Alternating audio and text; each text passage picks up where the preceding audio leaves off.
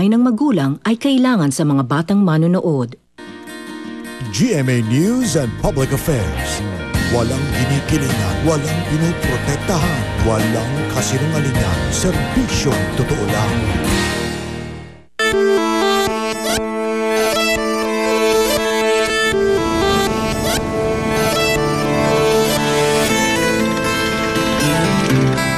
Sa loob ng 11 araw, sinuyod ang karagatan. Kung saan hindi lang isa kundi 2 balyena ang nakasama. Wow, what a beauty!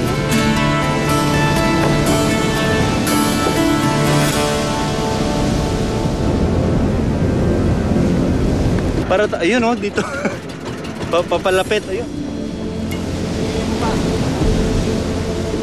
Stinella longinostris or yung spinner dolphins, ano? Medyo active sila ngayon. Yung mga bottlenose dolphin dito, parang ang ilap nila, no? Nahagip ng camera namin yung maaring dahilan kung bakit sila naging mailap sa amin.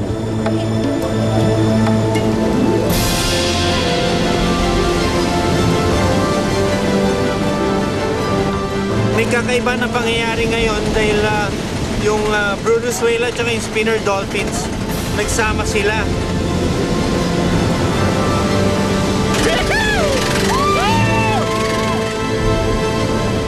At di inaasahang muling makikita ang pinakamalaking hayop sa balat ng lupa.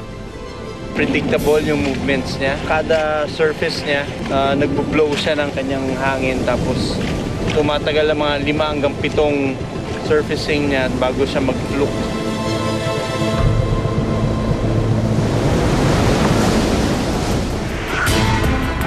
Pero kung kwentong balyena ang inyong nasaksihan, ito naman ang kwento ng paghahanap namin sa kanila.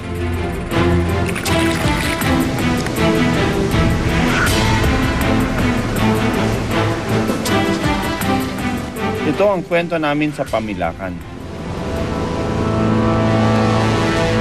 First close encounter ko with the Brodus whale, ano? At, Hindi naging madali ang makuna ng mga higante. Kailangan mo mag-shade kasi pag wala kang shade, yung refleksyon ng araw sa dagat, mas matalas, mas masakit. Tsaka naluluha ka pag wala kang salamin. Eh, lalo pag sumilip ka pa sa camera, mas lalo pa kasi medyo maraming nagdagdag dahil silip ka sa maliit na sa eyepiece ng camera. Kailangan natin mahabang pasensya talaga dito. Kasi hindi naman natin sila control. Same time, sobrang lawak din ng dagat para makuwanan sila, makita sila basta-basta.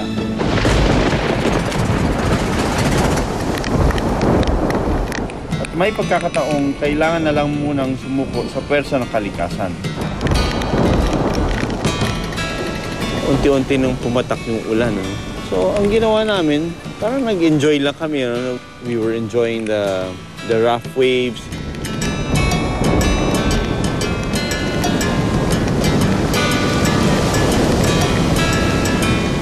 And they say, you know, if you think about it, if you try to attract that you'll see something, it might come. So that's what I was doing. May mga araw na wala ka talaga makikita, okay lang yun.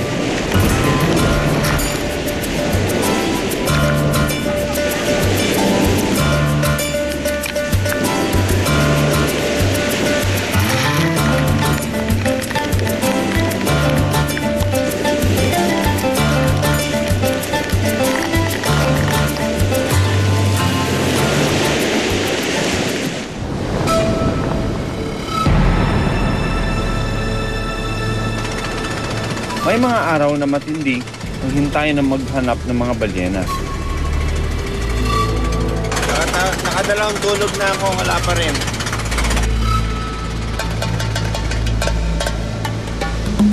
Where are you?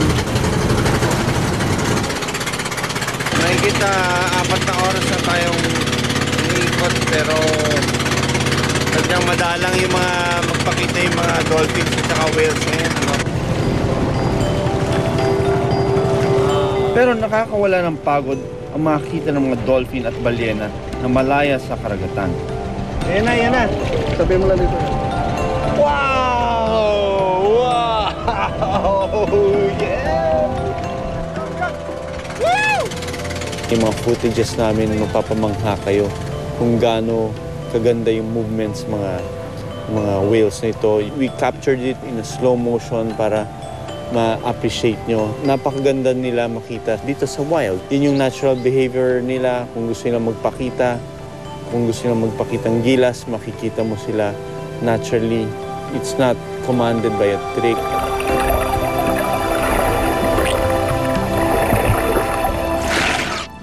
Isa sa mga di malilimutang tagpo ay ang makuha na namin ang Brodus whale sa ilalim ng tubig.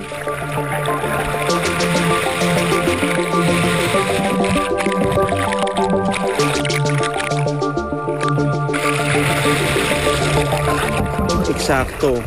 The moment has arrived na nakita ko ang laki niya. Parang hindi ako natakot but na-amaze ko dahil nakita ko yung silhouette niya with the color na very light. Ang nakita ko lang is part of the pectoral fins niya. Tapos yung dorsal fin niya and then yung tail niya. Ang bilis, siguro mga 1, 2, 3, 4, 5. Ganun lang yung nakita kong dumaan sa kanya. Dok, okay ka lang?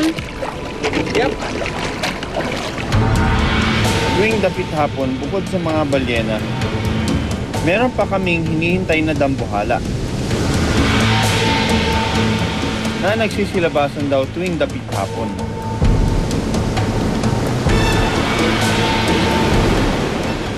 Ang mga butanding. Narinig ko yung usapan ng mga bangkero at saka mga crew na mamaya dadating yung mga whale sharks.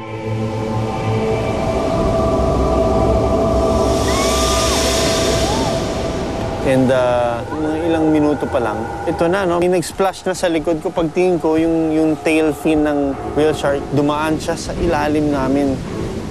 At nakita ko yung mga spots niya. Kaya sabi ko, wow. Maya-maya lang, mahigit 10 whale shark na pumalibot sa aming bangka. Grabe!